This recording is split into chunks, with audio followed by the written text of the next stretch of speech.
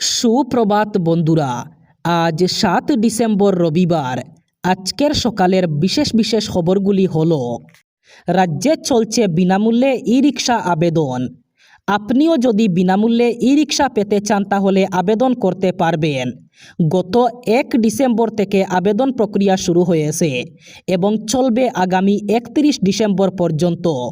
সম্পূর্ণ অনলাইন রূপে আপনি আবেদন করতে পারবেন।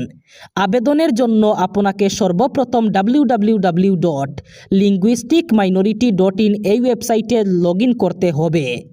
তারপরে আবেদন করার জন্য আপনার প্রয়োজন হবে কয়েকটি নথিপত্রের, যেমন বার্ষিক আয়ের প্রমাণপত্র অর্থাৎ ইনকাম সার্টিফিকেট, প্যান কার্ড, আধার কার্ড, ভোটার আইডি, পাসপোর্ট সাইজের ফটোকপি। এইগুলি প্রমাণপত্র হলেই আপনি আবেদন করতে পারবেন।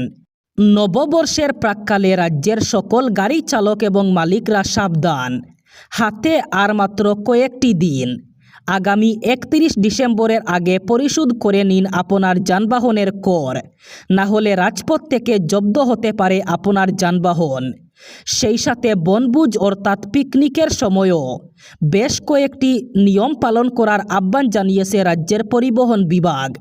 তারা জানিয়েছে, বনভোজ অথবা পিকনিকের সময় চালকরা যদি মদ্যপান করেন তাহলে তাদের বিরুদ্ধে কঠোর ব্যবস্থা নেওয়া হবে। সেই সাথে তারা জানিয়েছেন, নববর্ষের আগে অর্থাৎ 31 ডিসেম্বরের আগে আপনার যানবাহনের কর থাকলে তা পরিশোধ করে নিন, না হলে যে কোনো সময় রাজপথ থেকে জব্দ করা হবে আপনার যানবাহন। সিগারেট, গুটখা এবং সব ধরনের তামাকজাত দ্রব্য সেবনকারীদের জন্য এবার খারাপ খবর। খুব শীঘ্রই দাম বাড়তে পারে সিগারেট, গুটখা এবং সব ধরনের তামাকজাত সামগ্রীর। লোকসভায় গৃহীত হয়েছে ন্যাশনাল সিকিউরিটি সেস অ্যাক্ট।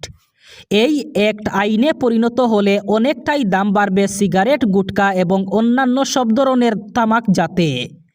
যারা সিগারেট, গুটখা এবং অন্য ধরনের তামাকজাত দ্রব্য ব্যবহার করেন তাদের জন্য এবার আসতে চলেছে খারাপ খবর।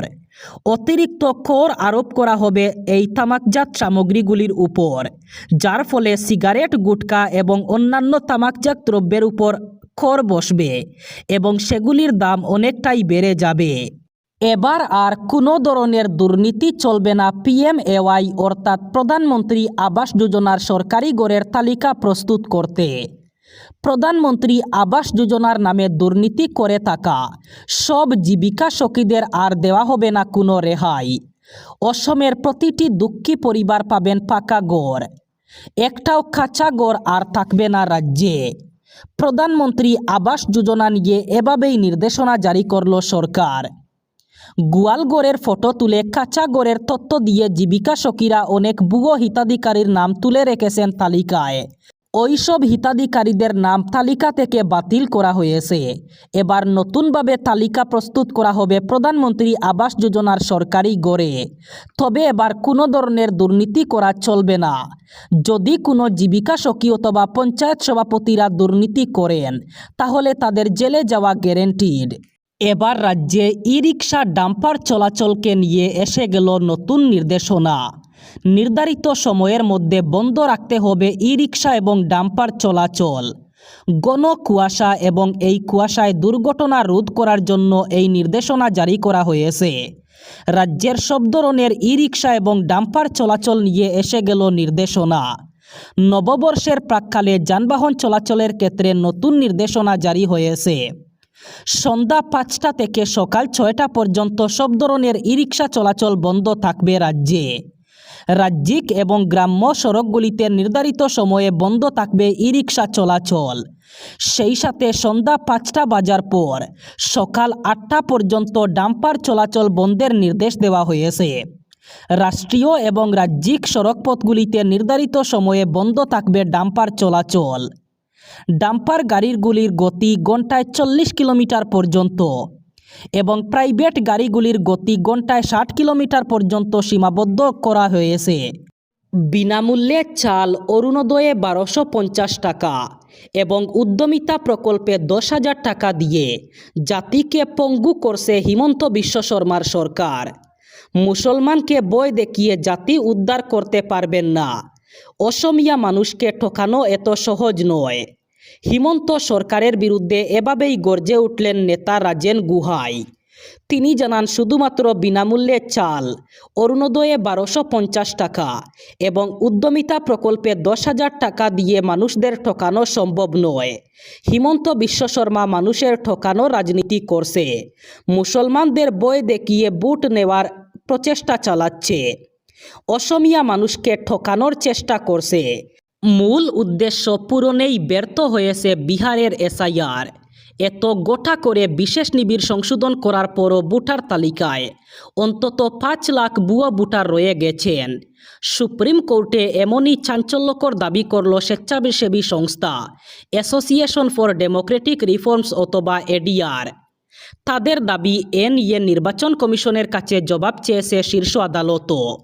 এডিআর শুরু থেকেই এসআইআর প্রক্রিয়ার বিরোধিতা করে আসছে। তাদের বক্তব্য ছিল, এই প্রক্রিয়ার ফলে লক্ষ লক্ষ বৈধ ভোটারের নাম বাদ যাবে।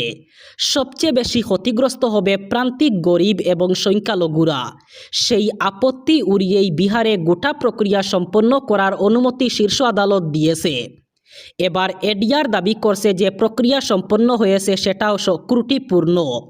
বহু বৈধ ভোটারের নাম যেমন বাদ গেছে, তেমন বহু ভুয়া অবৈধ ভোটারের নামও ছাঁটাই করা সম্ভব হয়নি।